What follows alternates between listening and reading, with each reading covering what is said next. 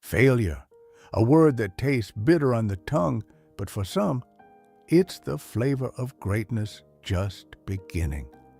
What if I told you that every success you admire was once wrapped in failure?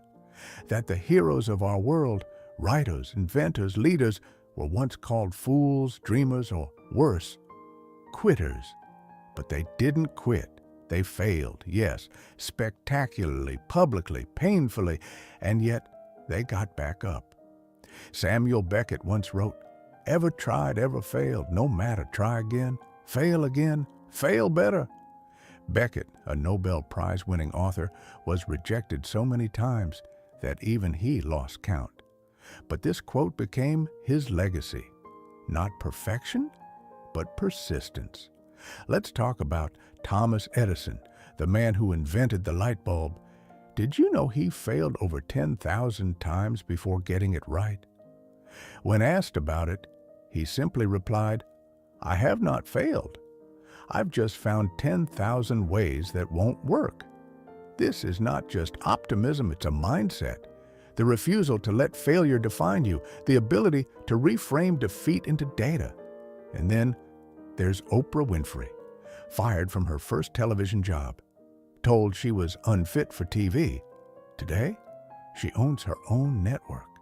Failure wasn't her end. It was a brutal beginning, a necessary shedding of the old self to become the new.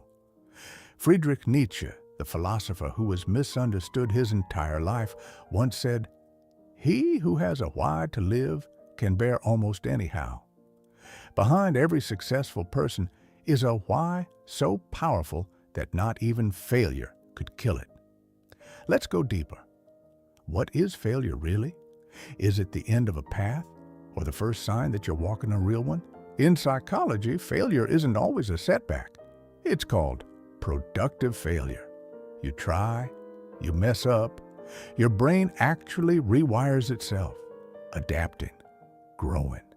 Neurologically, failure is a growth opportunity, not a stopping point.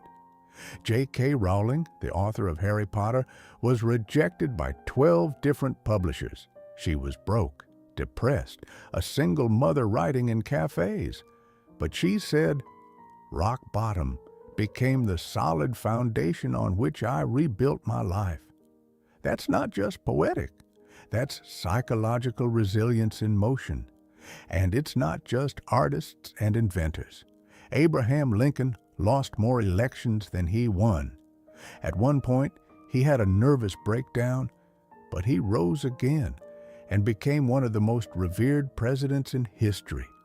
Every failure he endured became a chisel, carving him into a man who wouldn't be moved by mere politics or public opinion. Walt Disney was told he lacked imagination.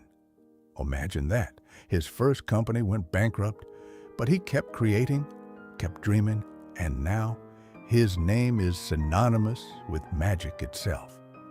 Philosopher Alain de Botton once said, "Anyone who isn't embarrassed of who they were last year probably isn't learning enough." Failure is embarrassing, but so is growth. If you're not failing, maybe you're not aiming high enough.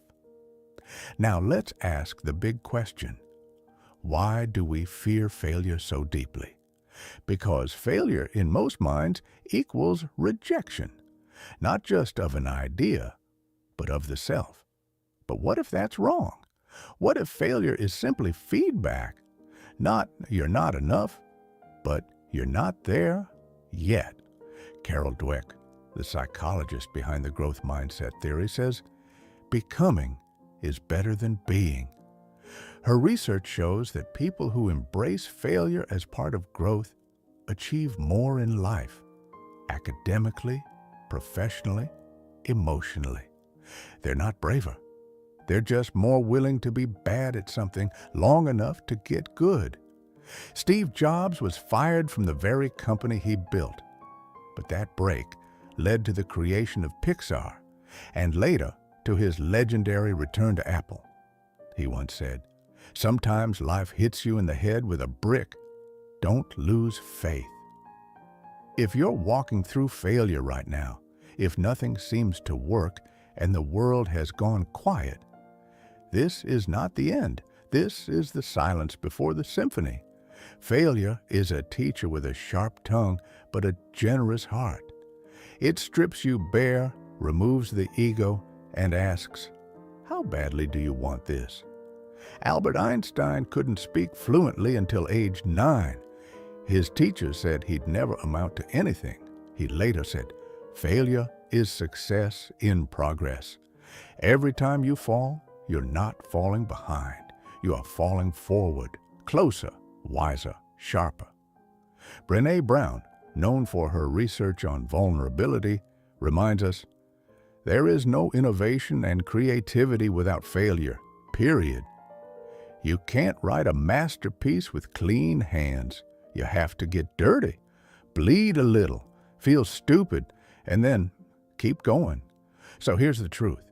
Failure is not the opposite of success. It is the soil success grows from. It's messy, it's humbling, it hurts, but it works. And if you're failing, it means you're trying, which is more than most people can say. So don't you dare give up. Not now. Not when you come this far. Remember, the greatest names in history were not born legends. They were built from failure, one mistake at a time. And someday, someone might tell your story when they're about to give up on their dream.